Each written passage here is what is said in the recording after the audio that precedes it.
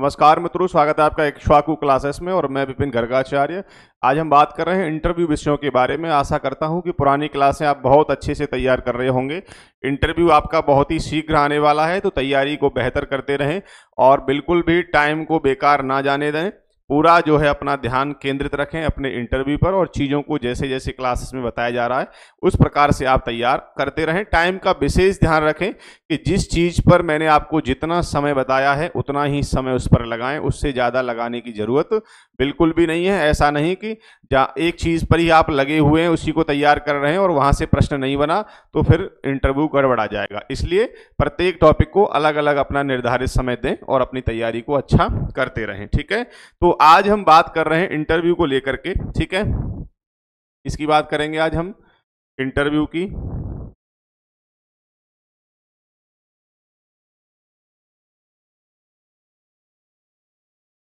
आज आप मेरे साथ में नोट करते हुए चलेंगे चीज़ों को। ठीक है, कॉपी पेन आप ले लीजिए और नोट करेंगे चीज़ों को कि मैं आपको यहाँ क्या क्या नोट कराऊंगा, ये आपको स्वयं नोट करना है। इसका पीडीएफ हम आपको नहीं देंगे क्योंकि चीज़ें आप नोट करेंगे तो उनको आपको समझ आएगा और अपने हाथ से आप नोट्स बनाएंगे तो और तैयारी में थोड़ी सी जो है बेहतरता आएगी। ठीक है, तो कॉपी पेन आप ले लीजिए और साथ साथ जो है नोट करते हुए चलेंगे। तो आज हम बात करेंगे कि मान लीजिए ये प्रश्न आपके सामने रख दिया जाता है आपके इंटरव्यू में कि कोई भी सैनिक जो है हताश निराश हो गया है और तनाव से ग्रस्त है, तनाव से घिरा हुआ है और वह अपनी ड्यूटी को सही समय से नहीं कर रहा है या अपने कर्तव्य का निर्वाह नहीं कर रहा है, मन से बहुत दुखी हो गया है, तो आप उसे मोटिवेशन कैसे देंगे। ठीक है, तो इस पर हम चर्चा करेंगे और कई प्रकार से करेंगे अलग अलग। हम रामायण से उठाएंगे एक चीज, ठीक है, हम श्रीमद् भागवत से, मनुस्मृति से और भी एक आध ग्रंथ से मैं प्रयास कर रहा हूं कि 3-4 जगह से मैं आपको ऐसी चीजें बना करके दे सकूं जिससे कि आप अलग अलग वहां जा करके बता सकें। ठीक है, तो उन चारों पांचों क्लास में से एक एक अलग अलग इंडिविजुअल क्लास होगी इनकी। 4 क्लास कम से कम होंगी आपकी जो है मोटिवेशन की और 4 तरीके होंगे और अलग अलग होंगे और अलग अलग ही श्लोक पर आपको उन्हें समझाना है। ठीक है, तो अब इन चारों क्लासों में आपको देखना है कि आप किस चीज से उनको बहुत अच्छे तरीके से वहां पर उत्तर दे पाएंगे। तो आप उस चीज को तैयार कर लें या अलग अलग थोड़ा थोड़ा तैयार करेंगे, क्योंकि एक ही मैं क्लास आपको दे दूं कि यही मोटिवेशन की क्लास है और यही आप सब रट के जाएंगे तो वहां थोड़ा सा ही लगेगा कि सारे बच्चे इसी को बता रहे हैं जो हमारे यहाँ से जाएंगे। मान लीजिए बाकी अलग हैं, वो तो अलग कुछ बताना चाहेंगे या उसी को ही बता दें, कोई पता नहीं है। लेकिन आप 4 क्लास में से अलग अलग जो आपको अच्छे से तैयार हो सकती है वो क्लास आप अपने लिए तैयार करेंगे। तो उसमें से आज हम बात करेंगे पहली क्लास के बारे में और आज हम चर्चा करेंगे श्रीमद् भगवत गीता से। ठीक है, किससे बात करेंगे आज हम? श्रीमद् भगवत गीता से आप उनको कैसे जो है समझाएंगे।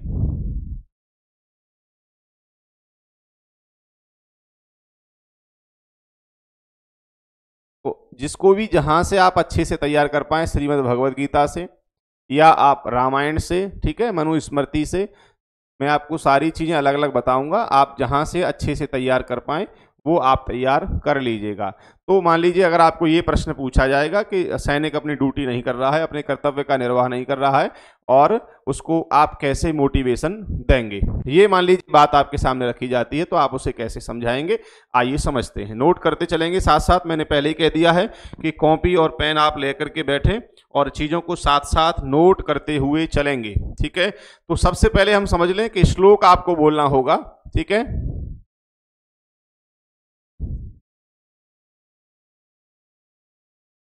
पहले आपको क्या बोलना है? श्लोक बोलना है। लेकिन इस श्लोक से पहले आपको क्या बोलना है, यह मैं आपको जो है आपको बता चुका हूं आपकी पिछली क्लास में, जो रामायण वाली हमने क्लास दी थी आपको जो है, उसमें मैंने आपको बताया कि जब आप प्रवचन करेंगे तो किस प्रकार से मोटिवेशन करेंगे अपने इष्ट का जो है जयकारा लगा करके। ठीक है, और 2-3 आप अपने ध्यान मंत्र बोल करके जो भी आप अच्छे से याद कर सकते हैं वो मैंने उस क्लास में आपको बताए। वो हर क्लास में आपको नहीं बताऊंगा क्योंकि वो प्रक्रिया आपको करनी ही है। उसके बाद फिर जो आपको मोटिवेशन देना है वो यहां से शुरुआत होगा। ठीक है, तो श्लोक आप समझ लें, श्लोक को नोट कर लेंगे।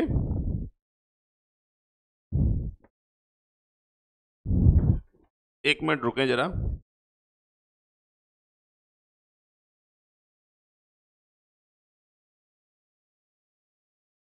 ठीक है, आइए श्लोक नोट करते हैं पहले।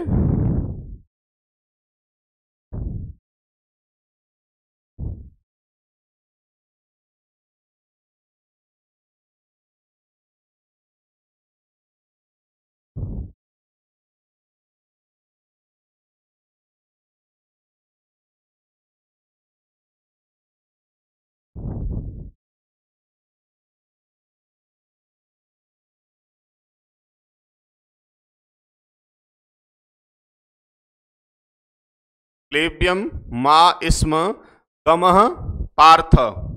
नोट करते चलें।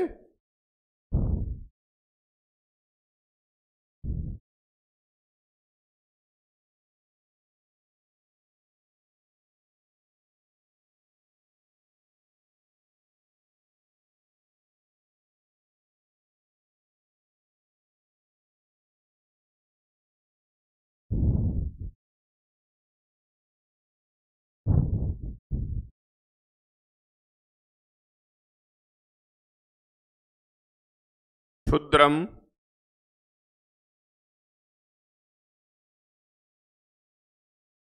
हृदयम हृदय।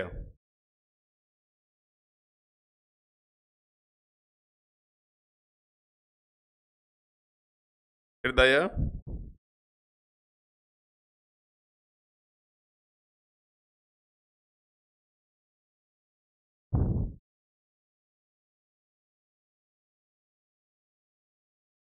दौर्बल्यम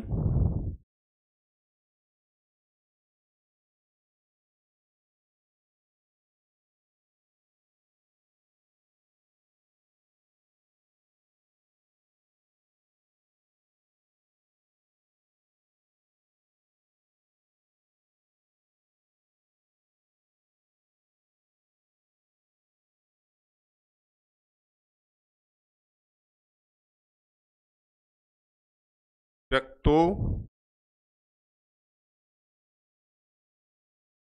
तिष्ठ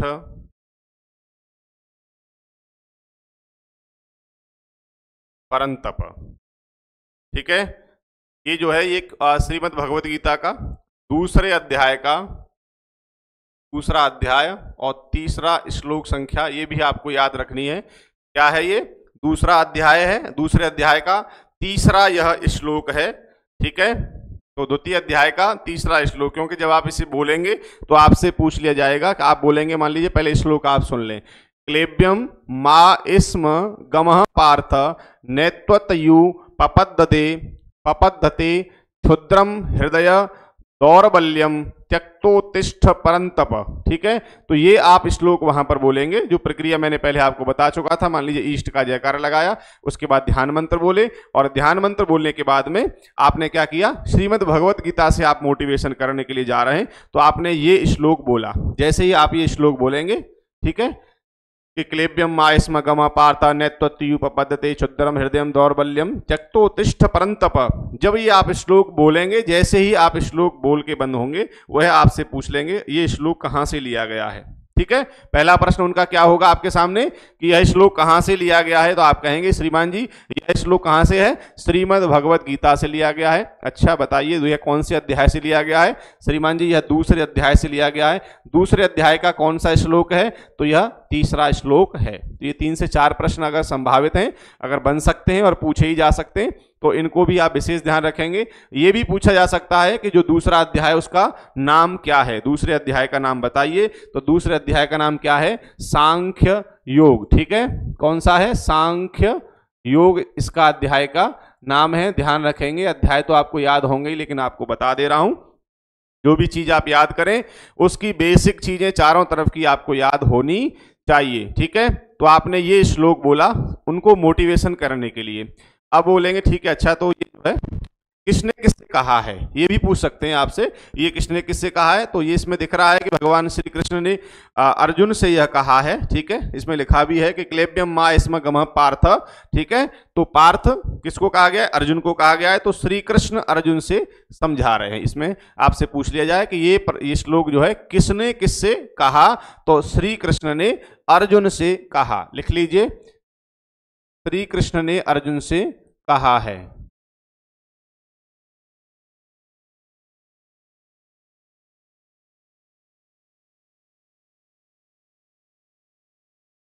ये जो है श्री कृष्ण ने अर्जुन से कहा कि क्लेब्यम मा स्म गमः पार्थ नैत्वत्युपपद्यते क्षुद्रम हृदयम दौर्बल्यम त्यक्तोत्तिष्ठ परंतप। तो क्या कहा है इसमें, ये अब हम समझेंगे, क्योंकि ये सब पूछने के बाद में आपसे मान लीजिए पूछ लिया कहाँ से लिया है, गीता से लिया है, किसने किसको कहा है, कौन सा अध्याय है, कौन सा श्लोक है, अध्याय का नाम क्या है, ये सब प्रश्न आपसे मान लीजिए कर लिए गए। उसके बाद आपसे कहेंगे ठीक है तो आप इस पर मोटिवेशन कैसे करेंगे, अब वो हमें बताइए। तो वो चीज अब हम समझने का आगे प्रयास करते हैं कि हमें कैसे मोटिवेशन वहां पर आपसे 2-3 लाइन सुनी जाएंगी, बहुत ज्यादा आपसे नहीं सुना जाएगा कि आधा घंटा आपसे दे दिया जाए कि आप आधा घंटा इसी पर बोलिए, नहीं। लेकिन मैं आपको यहां पर उतना कराऊंगा कि अगर आपको 10 मिनट भी दिए गए तो आप बेफिक्र 10 मिनट तक लगातार बोलेंगे, कोई दिक्कत आपको नहीं आने वाली है। तो आप 10 मिनट की तैयारी जब अच्छी करेंगे ना तो उसमें से 2 मिनट तो आप बहुत अच्छा बोल ही देंगे, ये मुझे आप पर पूरा भरोसा है और विश्वास है कि आप इतना बोल ही लेंगे। बस आप तैयारी को अच्छे से करें, ठीक है। तो आप यहां पर इसको कैसे उन्हें मोटिवेशन देंगे, क्योंकि वहां समय बहुत कम होता है, आपको पता है, ठीक है ना। तो 2 मिनट आपकी वो क्या चेक करना चाहते हैं पता है, आपने ये सब बोल दिया तो उन्हें पता लग गया कि आपको कहां कहां की नॉलेज है, ठीक है। अब सिर्फ वो क्या चेक करना चाहते हैं कि आप इस पर प्रवचन कर पाते हो कि नहीं कर पाते हो, या आप कैसे बोलते हो, दूसरों को समझा पा रहे हो चीजों को कि नहीं। और वो 1 या 2 मिनट में समझ में आ जाती है कि आप क्या कहना चाह रहे हो, तो वो बहुत ज्यादा आपसे नहीं सुनेंगे, ये भी ध्यान रखिएगा। लेकिन मैं आपको 10 मिनट तक की चीजें यहां पर समझाऊंगा, जिसमें से 2 मिनट आपसे पूछा जाएगा। तो अर्थ, पहले इस श्लोक का हम अर्थ समझ लें। ये जो श्लोक है श्रीमद् भगवत गीता का, सबसे पहले तो हम इसका इस अर्थ समझेंगे। जब हमें इसका अर्थ पता होगा तभी हम वहां पर प्रवचन कर पाएंगे, ठीक है। तो पहले अर्थ आप समझ लें कि भगवान श्री कृष्ण कह रहे हैं इसमें कि श्री कृष्ण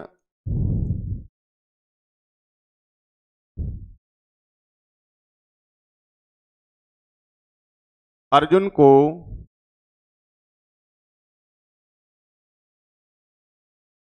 को समझाते हुए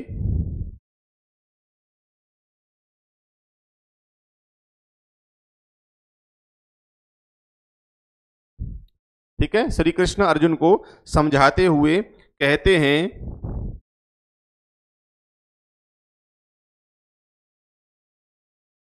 कि इस हीन नपुंसकता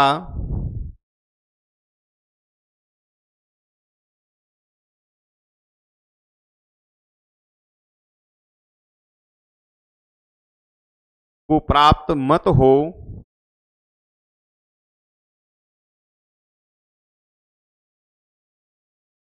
यह तुम्हें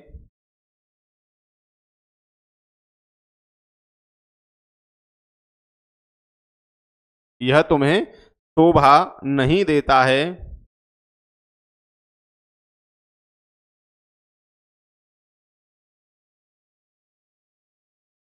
तू युद्ध में आया है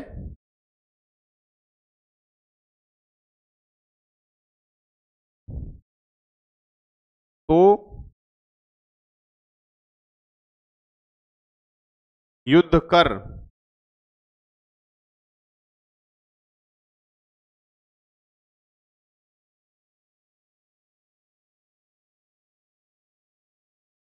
तेरे जैसे धनुर्धर के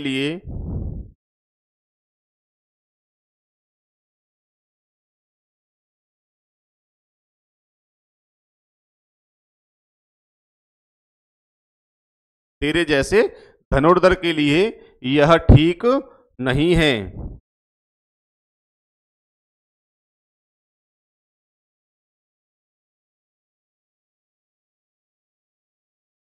इस तरह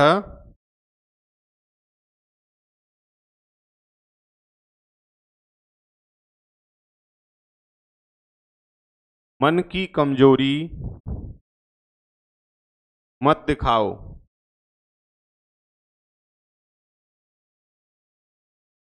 ठीक है, तो यहां मन की बात की गई है कि इस तरह मन की कमजोरी मत दिखाओ। ये बात आगे बताऊंगा, पहले समझ लें अर्थ के बारे में कि ये हमारा श्लोक हो गया। क्लेब्यम स्म गमः पार्थम नैतत्व युपपद्यते क्षुद्रम हृदयम दौर्बल्यम त्यक्तोतिष्ठ परंतप। भगवान श्री कृष्ण अर्जुन को यहाँ पर समझाते हुए, टारगेट करते हुए बता रहे हैं। ये आप अर्थ वहां पर आपको नहीं बोलना है, आपको क्या है, आपको तो प्रवचन शुरू करना है। लेकिन प्रवचन शुरू करने के लिए और प्रवचन को बनाने के लिए, प्रवचन को बोलने के लिए हमें इसका अर्थ पता होना चाहिए। ये आपको मैं बता रहा हूं कि अर्थ आप पहले समझ लें, उसके बाद फिर मैं आपको प्रवचन बताऊंगा कि प्रवचन आप वहां पर कैसे देंगे। ठीक है ना, तो पहले हम अर्थ को समझ लें। ये अर्थ आपको वहां नहीं बोलना है, ये आपके प्रवचन में शामिल कर लेना है, और कैसे करना है वो मैं आपको बताऊंगा। तो समझेंगे यहां क्या है कि श्री कृष्ण अर्जुन को समझाते हुए कहते हैं कि इस हीन नपुंसकता को प्राप्त मत हो। हे अर्जुन, इस हीन नपुंसकता को तुम प्राप्त मत हो। अब यहां पर नपुंसकता क्या है, एक शब्द ऐसा आ गया है कि ये थोड़ा अच्छा नहीं लग रहा है ना, लेकिन यहां पर नपुंसकता का अर्थ भगवान क्या कहना चाहते हैं पता है?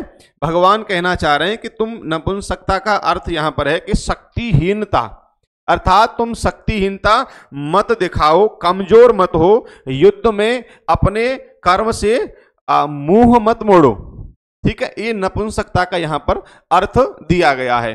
तो इस हीन नपुंसकता को प्राप्त मत हो, यह तुम्हें शोभा नहीं देता है। क्यों शोभा नहीं देता है? क्योंकि तुम युद्ध में आए हो और तुम युद्ध करो, तुम्हारे जैसा धनुर्धर अगर ऐसा करेगा तो यह ठीक नहीं है, यह तुम्हें शोभा नहीं देता है। अगर तुम्हारे जैसा धनुर्धर व्यक्ति ऐसी बात करेगा कि मैं युद्ध नहीं करूंगा, तो फिर युद्ध कौन करेगा, और ये तुम्हें शोभा नहीं देगा और तुम अयोग्य माने जाओगे। और श्री कृष्ण ने कहा कि मैं नहीं चाहता कि तुम्हें कोई अयोग्य माने, क्योंकि तुम अयोग्य नहीं हो, तुम योग्य हो, तुम योद्धा हो, तुम धनुर्धर हो। इसलिए अपने मन की कमजोरी को मत दिखाओ कि आपका मन यहां कमजोर हो गया है, क्योंकि युद्ध क्षेत्र में युद्ध लड़ने से पहले हमें अपने मन में युद्ध लड़ना होता है। मन के हारे हार है और मन के जीते जीत।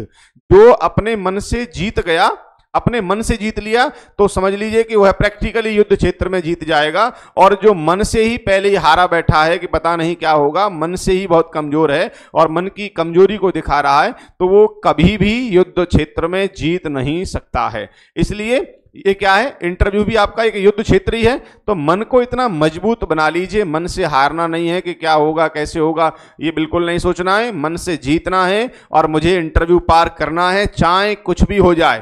ठीक है, बाधाएं हैं कौरव दल से, बाधाएं हैं कौरव दल से, अब इन पर तुम कूच करो, अर्जुन सा योद्धा बन करके अब इन पर तुम टूट पड़ो, अर्जुन बन जाओ। अपने इंटरव्यू को पार करने के लिए आपको अर्जुन बनना पड़ेगा, और जब आप अर्जुन बन जाओगे तो ये इंटरव्यू, कौरव रूपी जो इंटरव्यू है, इसको पार कर लोगे, ये निश्चित है। ठीक है, तो क्या समझ रहे थे हम, जो है हमने समझा इसका अर्थ क्या है।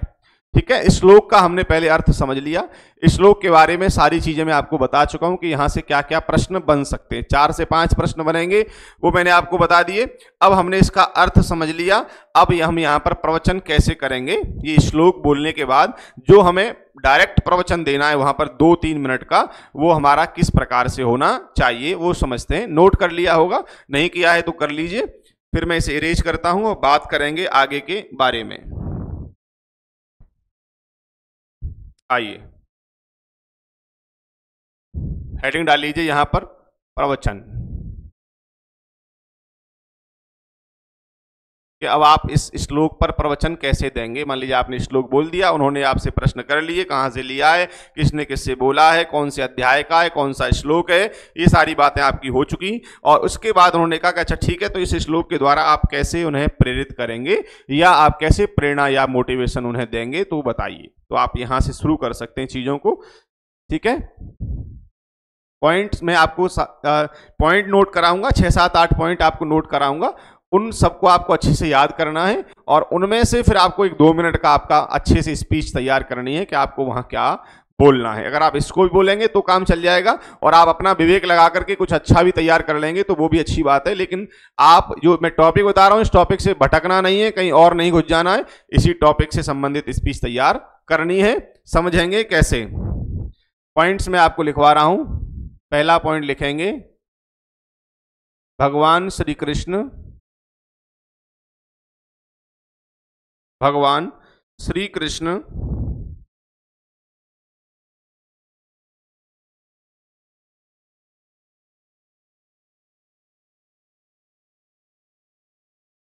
अर्जुन को समझाते हुए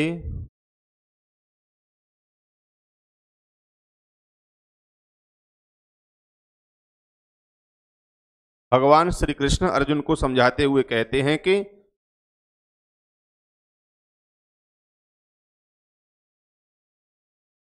क्षत्रिय पुत्र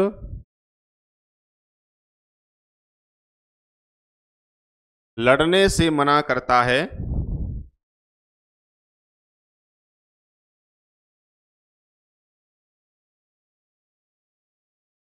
तो वह नाम का क्षत्रिय है। अब यहां समझे, ऐसा नहीं है कि आपको इंडिविजुअली वहां किसी एक जाति को टारगेट करना है कि क्षत्रिय ही लड़ते हैं, नहीं। मैं आपको आपकी चीजें समझा रहा हूं और इसको मैं एकदम क्लियर करूंगा कि आपको वहां किसी जाति को टारगेट नहीं करना है, ठीक है। तो ये सिर्फ समझाने का एक तरीका है कि क्षत्रिय का है, क्षत्रिय को रक्षा के लिए हमारे जो है उसमें बताया गया, हमारे जो बताए गए कि ब्राह्मण, क्षत्रिय, वैश्य और शूद्र। ब्राह्मण क्या है? वेद का पठन पाठन, दूसरों को याद सुनाना और खुद सुनना, ठीक है। तो और क्षत्रिय का काम क्या था? रक्षा करना। तो इसलिए यहां पर यह शब्द मैंने डाला कि क्षत्रिय अगर कोई लड़ने के लिए मना करता है तो वह नाम का क्षत्रिय है, ठीक है। दूसरा पॉइंट समझेंगे,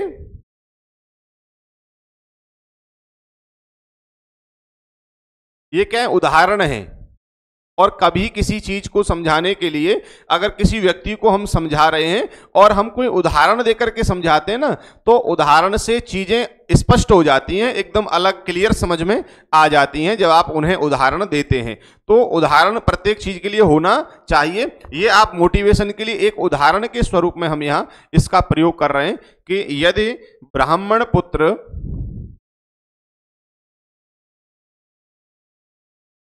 अपवित्र कार्य करता है, यदि ब्राह्मण पुत्र अपवित्र कार्य करता है तो वह नाम का ब्राह्मण है। नाम का, सिर्फ नाम का ब्राह्मण है, ठीक है। दूसरा पॉइंट हमारा हो गया। आगे लिखेंगे, ऐसे क्षत्रिय ब्राह्मण, ऐसे क्षत्रिय ब्राह्मण पुत्र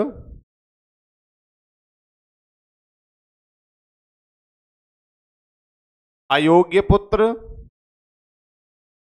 या कुपुत्र की श्रेणी में आते हैं।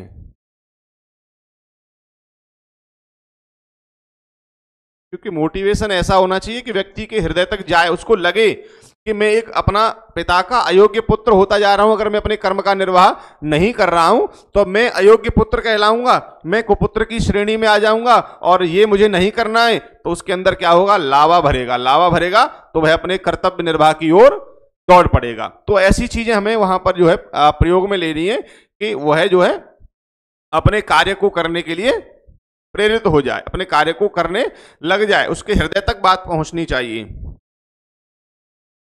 आगे फिर आप उसको टारगेट करेंगे। आपने ये उदाहरण दे दिए, 3 उदाहरण आपने दे करके अब आपने डायरेक्टली क्या किया? अब आप उस सैनिक को टारगेट कर रहे हैं जिसे आपको समझाना है। तो आप अब कैसे समझाएंगे कि उसी प्रकार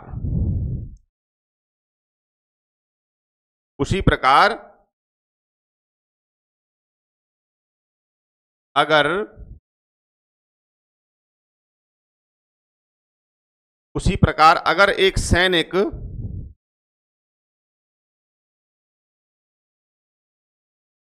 अपने कर्म का त्याग करता है,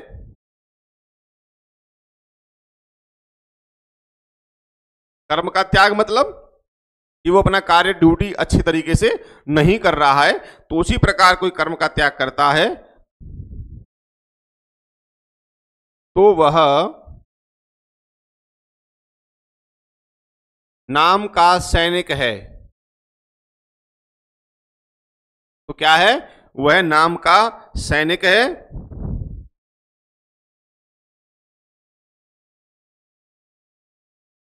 उसे सैनिक कहलाने का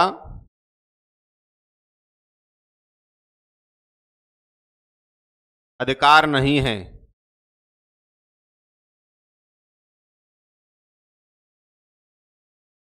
ठीक है।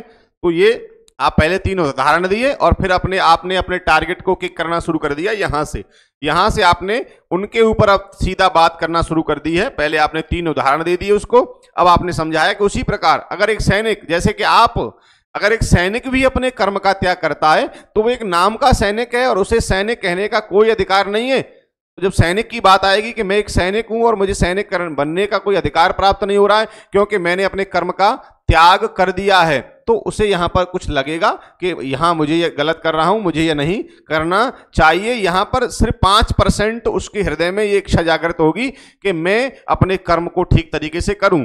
और जैसे ये 5% वाली जब इच्छा उसके हृदय में जागृत हो तो आपको उसके मुखमंडल पर समझ आ जाएगी कि ये जो है अब इसके हृदय में कर्म को करने की प्रेरणा आने लगी है। जैसे ही आने लगे आप अपना अगला बार शुरू कर दीजिए, अगला मोटिवेशन आप शुरू कर दीजिए और आगे आप उसको समझाएंगे। क्या समझिए, जैसे ही आप ये कहेंगे ना तो आपको दिखाई दे जाएगा कि उसके चेहरे पर चमक आने लगी है और यह अब अपने कर्म को करने के लिए उत्साहित होने लगा है, प्रेरित होने लगा है। सिर्फ 5 नहीं, मैं कह रहा हूं 1% भी अगर आपको दिखाई दे जाए तुरंत आप अपना अगला बाण चला दीजिए उनके ऊपर। कौन सा?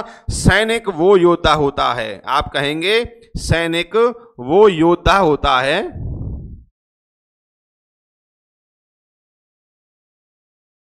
सैनिक वो योद्धा होता है जिस पर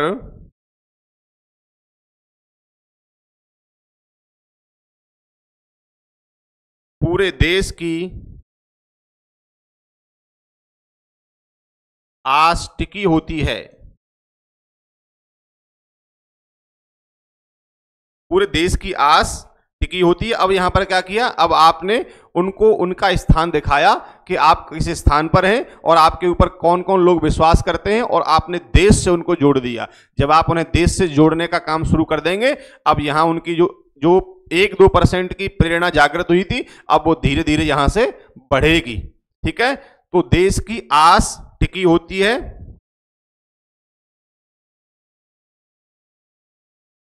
कि ये योद्धा या सैनिक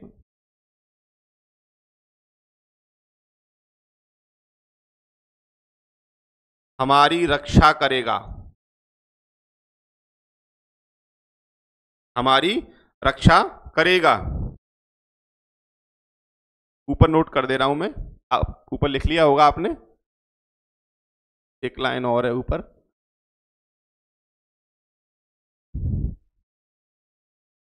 रक्षा करेगा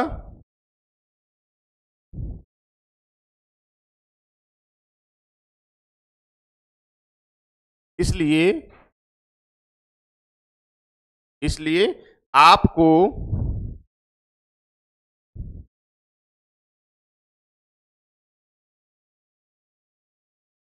अपने कर्म का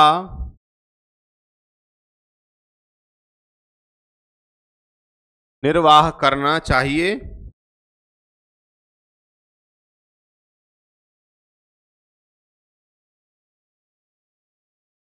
उससे पीछे नहीं हटना चाहिए।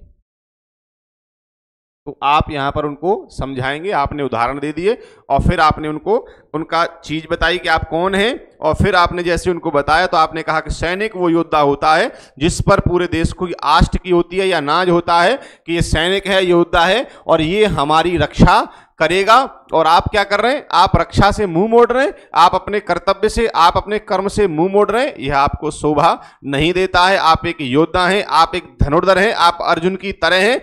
ऐसे उनके अंदर एकदम लावा भर देना है कि वह अपने कर्म के प्रति जागृत हो जाए और अपना कर्म ही उसे सर्वोपरि दिखाई देने लगे। तो आपको समझाना है कि आप अपने कर्म का निर्वाह करिए और उससे पीछे नहीं आपको हटना है। ठीक है, और आप दीजिए कि गीता में भगवान श्री कृष्ण अर्जुन को समझा रहे हैं कि तेरे हाथ में तेरा कर्म है, तू फल की चिंता मत कर, तू अपना कर्म कर और कर्म से ही तेरा मोक्ष की तुझे प्राप्ति होगी। तो इस प्रकार से आपको उन्हें समझाना है। आगे के 2-3 पॉइंट और समझाएंगे, नोट कर लीजिए, फिर आगे बात करते हैं। आइए, आगे लिखेंगे, आगे जैसे ही अब आप इतना जब बोल देंगे ना तो आपको लगेगा कि इनके अंदर 15-20%, 20-25 क्या 30% आपको लगेगा कि अब ये प्रेरित होने लगा है, उसके मुख से आपको समझ में आ जाएगा। जैसे ही आपको समझ आने लगे फिर आप यहां से शुरू कर देंगे क्या, आप कहेंगे उठो,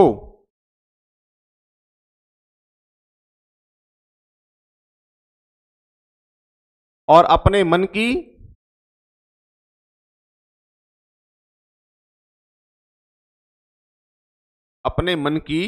दुर्बलता को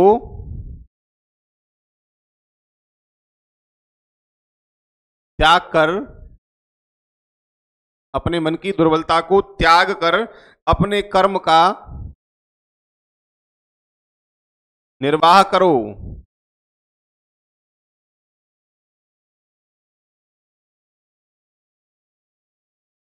अपने कर्म का निर्वाह करो, या ये भी बोल सकते हैं आप कि कर्म प्रधान विश्व रच राखा, कर्म ही प्रधान है, कर्म प्रधान,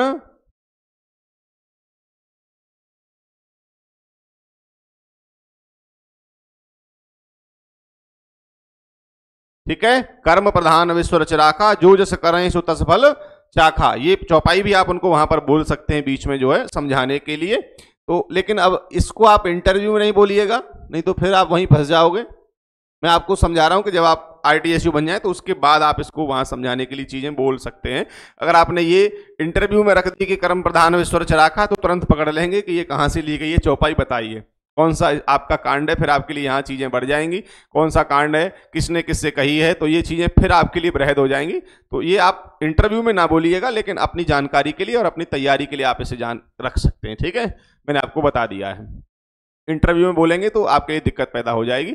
आपको जो मैं पॉइंट आपको मैंने बताए हैं, ठीक है ना, इन पॉइंट्स में से 2 से 3 मिनट की अच्छी स्पीच आपको तैयार कर लेनी है और उसे बार बार आपको बोलना है, प्रत्येक किसी व्यक्ति को सामने बिठा करके उसको समझाना है, और जैसे उपदेश देते हैं उस प्रकार से आपको बोलना है, बिना घबराए हुए, बिना जीव लड़खड़ाए, स्वच्छ और साफ आपके शब्द होने चाहिए, समझाने का तरीका अच्छा होना चाहिए, व्यक्ति तक आपका आवाज और आपके शब्द अच्छे तरीके से पहुंचने चाहिए। ठीक है, अब ये चीजें मैंने आपको जो बीच में समझाई है ना कि 15% आपको लगे तो आपको ये बोलना है, ये चीजें आपको इंटरव्यू में नहीं बोलनी है, ये मैंने आपको समझाने के लिए बोल रहा हूं कि आप किसी व्यक्ति को जब उपदेश करेंगे तो आप उसके अंदर देख रहे होंगे तभी आप कुछ अच्छा बोलेंगे। बस आपको क्या है, आपको तो इसमें से सिर्फ स्पीच तैयार करनी है 2 से 3 मिनट की कि श्रीमान जी मैं ऐसे उसको मोटिवेशन दूंगा, तो आपको बोलना शुरू कर देना है, और जैसे ही आप बोलेंगे ना 1-1.5 मिनट आप बोलेंगे वो आपको चुप कर देंगे, वो समझ जाएंगे कि आपको आता है बस। ठीक है ना, तो आगे बात करेंगे, आगे का पॉइंट लिखेंगे। आप समझाएंगे कि जो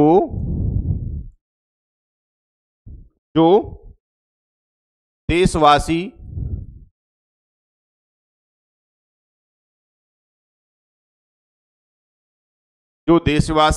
परिवारी जन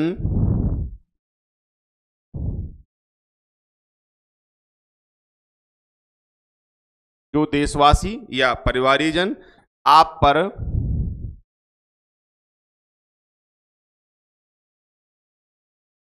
रक्षा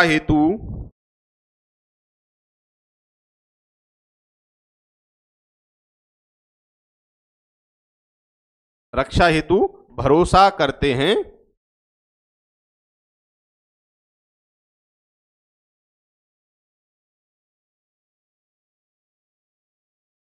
आप उनके भरोसे पर खरे उतरो, आप उनके भरोसे पर खरे उतरो, अर्थात आप उनकी रक्षा के लिए, जब आप उन्हें देशवासी परिवारी जन इन चीजों को शामिल क्यों किया है पता है, क्योंकि व्यक्ति जब इनसे जुड़ाव पाता है ना कि परिवारी जन मेरा परिवार, मेरा देश, ये देश मेरा परिवार है, मातृभूमि में ये भारत माता मेरी है, तब ये बातें आती हैं तो उसके अंदर क्या है, एक जो है जुनून पैदा हो जाता है और वह मोटिवेट होने लगता है। इसलिए ऐसे शब्दों का आपको वहां पर प्रयोग करना है। आप अपने से भी, अपने विवेक से भी यहाँ कुछ ऐसे शब्द डाल सकते हैं, अगर आपको अच्छे लगे कि यह शब्द मैं वहां पर यहाँ पर लगा सकता हूं स्पीच तैयार करने में, तो आप बिल्कुल बेझिझक कर सकते हैं। ठीक है ना, तो जो देशवासी परिवारी जन आप पर भरोसा रक्षा हेतु भरोसा करते हैं, आप उनके भरोसे पर खरे उतरें। ठीक है, आगे लिखेंगे अगर आप मन की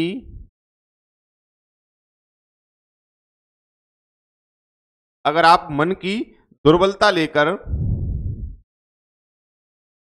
अगर आप मन की दुर्बलता लेकर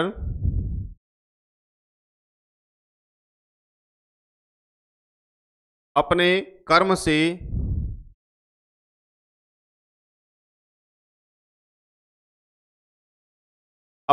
से मुख मोड़कर मुख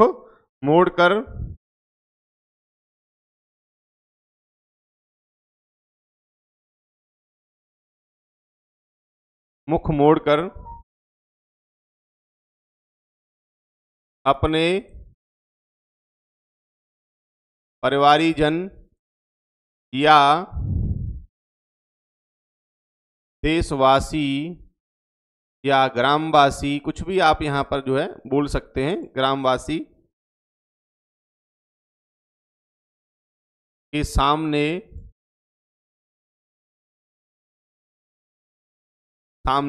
जाओगे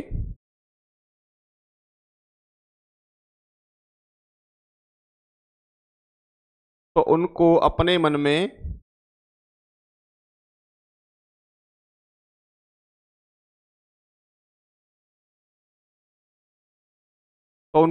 में ग्लानि होगी।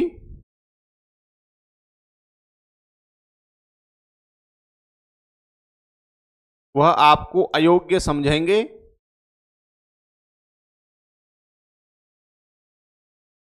वह आपको अयोग्य समझेंगे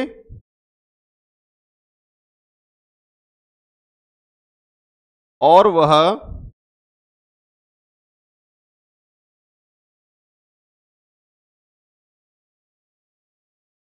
आपसे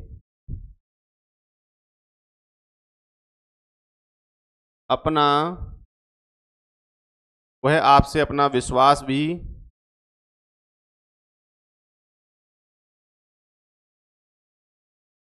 नहीं रख पाएंगे।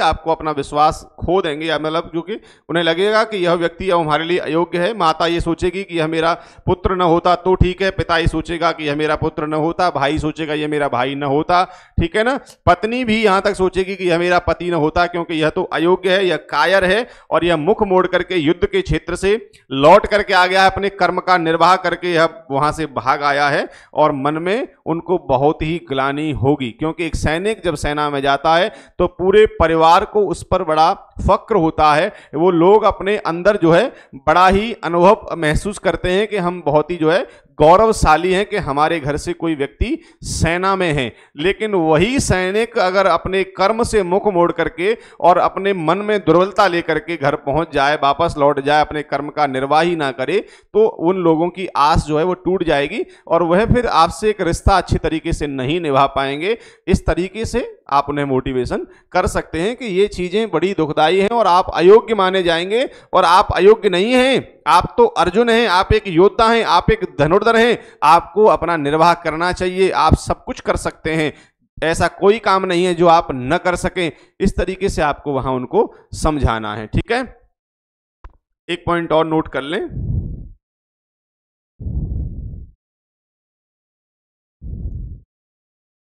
इसलिए तुम एक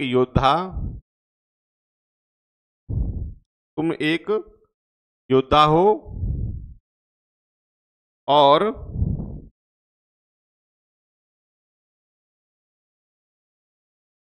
एक योद्धा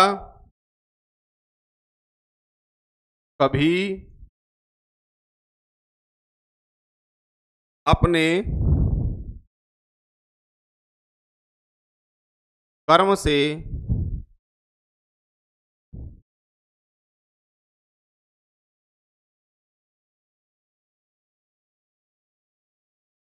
पीछे नहीं हटता।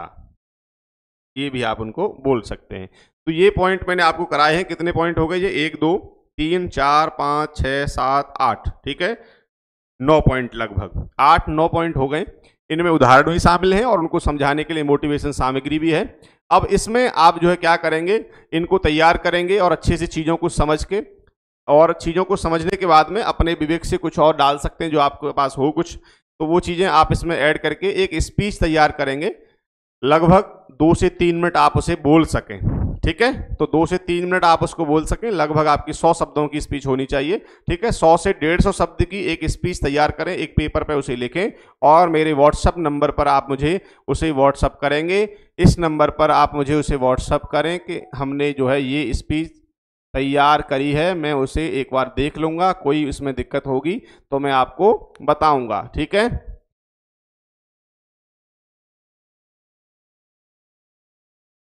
ठीक है, 93 40 21 97 ये नंबर है, इस पर आप व्हाट्सअप करेंगे।